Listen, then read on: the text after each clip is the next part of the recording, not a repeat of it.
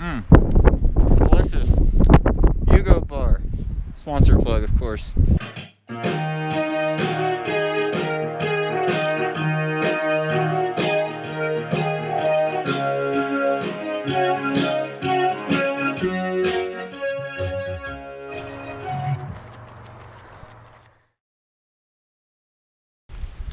Hi there, Sage Kennedy of VO2max Productions here with another training talk.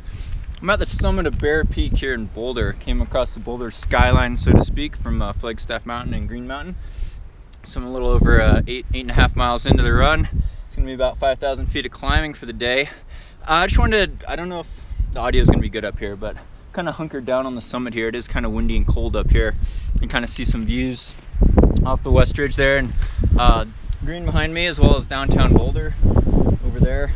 But I came up the West Ridge there, and I just want to touch base real quick on some nutrition. It's a real controversial, hot topic. I know riles people up a lot, and you know, I'll admit to being biased. I'm gonna talk about general nutrition, just touch on it, and then also race day nutrition for marathons and ultras. Obviously I'm biased though. I was born and raised vegetarian, ovo-lacto, for the last 30 years of my life. So I have that bias. Live in Boulder, a lot of alternative diets in Boulder, or not alternative, I think they're good diets. They're different from the standard American diet though. And you know, with ultra runners, you have a lot of differences in opinion with macronutrient ratio with high carb versus low carb, versus, you know, high carb, low carb, high fat, low fat, protein. Usually with a plant-based diet, whole foods plant-based diet, whole foods plant-based lifestyle, kind of by default, unless you're eating a ton of avocados and nuts every day, you're pretty low fat, and you're not high in protein either, because you're high in carbohydrates, mainly from fruit and vegetable sources, but also whole grains. And that's kind of the diet that I believe in, at least. And you know, people always argue the differences in genetics and DNA, or you know, everyone has got to work something out, and to some extent I think that's true, but to some extent I think that's kind of BS. You know, unless you have some sort of unusual genetic or health problem, I think, you know, a lot of our DNA is pretty much the same. I think the human body is amazing at adapting to different diets. I mean, we could probably eat plastic if we had to. Some food out there, some processed food out there is probably pretty much like plastic. I mean, all these preservatives and things like that. So, you know, and first, it's obvious that whole foods, real foods, are going to be a lot better than highly processed foods and packaged foods. Obviously, don't want to be eating a lot of preservatives and artificial colors and things like that when you could be eating fresh fruits and vegetables and whole grains. So, you know, I also don't like the term diet. I feel like diet's kind of a restrictive term. I feel people go on a diet to lose weight or to get healthy, and then they lose discipline or they gain their weight back, and it's really frustrating. So it's kind of restrictive. Whereas lifestyle, I think you can embrace a lifestyle, a whole foods plant-based lifestyle. And in the last year, if you look back at some of my other nutrition videos, I've done some talks on nutrition. And, you know, I've changed my opinion over the years, and I'll admit to that. And I'm not a doctor, I'm not a nutritionist, don't sue me, these are my opinions. I did take some nutrition classes at Cornell University, but yeah, I've changed my opinions over time. I've become more vegan in the last year. My girlfriend Sandy's totally vegan, whole foods plant-based diet. I do love honey, Flora Health Manuka honey, great stuff. That's a sponsor plug there, sorry I can't help it. But you know, that's not vegan, and you know, occasional, don't get me wrong, I grew up eating dairy. I love eggs and cheese and ice cream and things like that. I'm just not eating that anymore, basically. Sometimes I'll accidentally have a baked good or something, because baked goods are delicious, but here in Boulder it's easy. There's a lot of vegan options, and I don't mean to preach on you too much on this. I know people don't like to be preached on. This is coming off as a sermon maybe, but I know a lot of you are also plant-based out there. I think just if in the general world population, or especially in the US, from what I've seen at least, and this is my opinion, if more people just ate more fruits and vegetables, they'd be a lot healthier, be a more happy place, and you'd have great energy for doing ultra runs. And you know, I take in carbs during the run. I take in a V-fuel every 20 minutes. I've been quoted saying that in races. I don't do that in training as much, but at a high intensity in races, I think you need a good steady stream of carbohydrates if you want to operate at a really high level. That being said, other people running a slower pace, it's more of a work output. So I cover maybe 3 miles in 20 minutes. Other people might take 40 minutes to cover 3 miles, especially with climbing. So you have to take that into account. So I'm not saying take a gel every 20 minutes. I'm saying take a gel every 3 to 4 miles. Or if you're at altitude, you factor in the work output and the climbing output. And you know, a lot of those low carb runners, the fat burning runners, I mean, they'll take in soda pop during a race and candy and things like that. So they do take in carbs. Obviously, you want to be burning a high percentage of fat during a run. But, you know, generally, I think the best distance runners in the world are the East Africans, and they eat a very high carb diet usually. They're very good fat burners, though, because you train to burn fat by high mileage training and specific targeted long runs and things like that. So it's kind of, I don't know, I'm bouncing around between specifics in running and also general diet here. But again, I love the research coming out of my alma mater, Cornell University. I love to embrace that. I did take some nutrition classes there, but again, this is mainly through lay study and just doing a lot of research. My girlfriend Sandy's actually much more well-read on plant-based nutrition. She has a certificate from Cornell on it, whole foods plant-based diet. But I'm ranting here. I apologize for that. The energy savings of going more plant-based, I think, are huge. And if you look at cultures and civilizations throughout the world that really have thrived and don't have problems like high cancer rates or cardiovascular disease or strokes, they eat a lot of grains. They eat rice. Rice makes the world go round, as well as legumes. I think you know, lentils and beans are gold. Even, you know, soy, not really highly processed soy, but soy and like tofu and things like that. It's just excellent for you. I don't think, you know, I think those are great things to eat.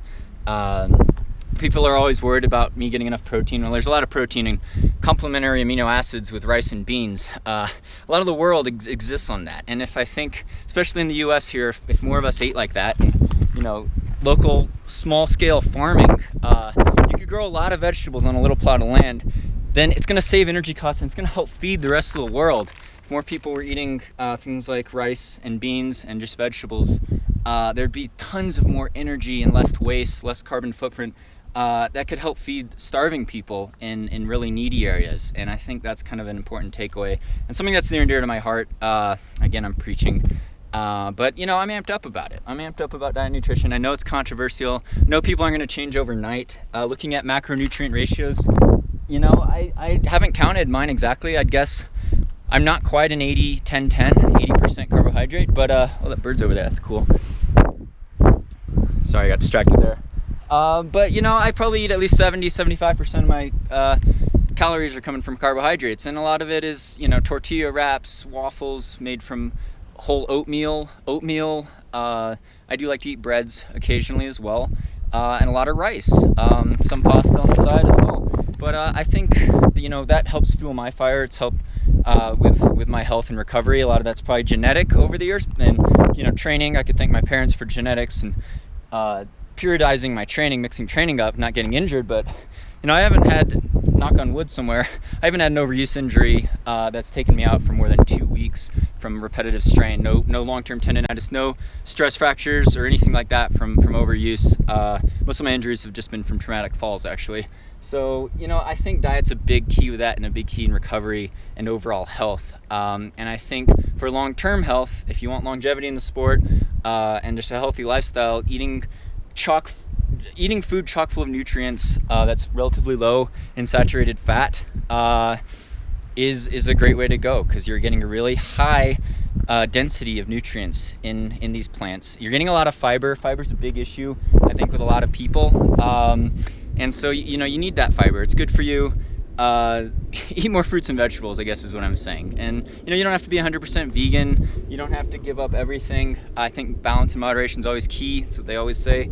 But just, you know, when people rant against how we grow grains in the US and how that wastes land, most of the grains in the US that are grown go to livestock, to feed livestock that are then, you know, go to the factory farms and things like that. So, you know, I think environmentally it just makes sense. And then for human nature, for human physiology, I want to show that there are a lot of athletes out there, endurance athletes especially, that eat a whole foods plant-based diet, and that it is a way to thrive. And in racing, you know, take in carbohydrates. Your muscles store glycogen, your liver store a set amount of glycogen, But to refuel, to make it beyond a marathon, or beyond 20 miles basically, you're gonna have to take in sources of carbohydrate.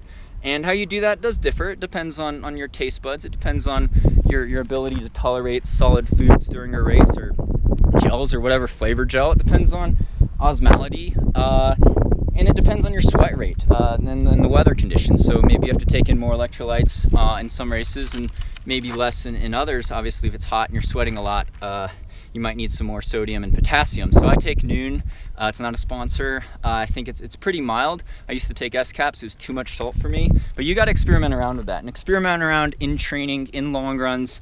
You know, take in some. You'll have to take in some electrolytes at some points. But at the same time, I'm also taking in V-Fuel gels. I'm mixing it up sometimes occasionally with whole foods. Bananas are always good. I'm starting to really like bananas. A lot of people eat dates.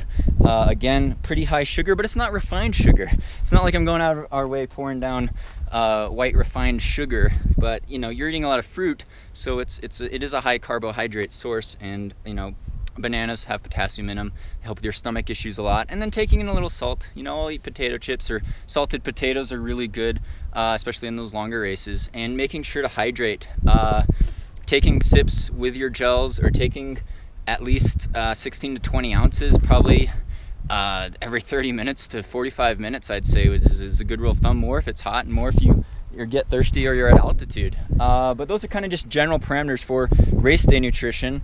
And I think race day nutrition, your strategy is going to vary a lot more than your overall nutrition. And again, with overall nutrition, I'm endorsing plant-based whole foods diet.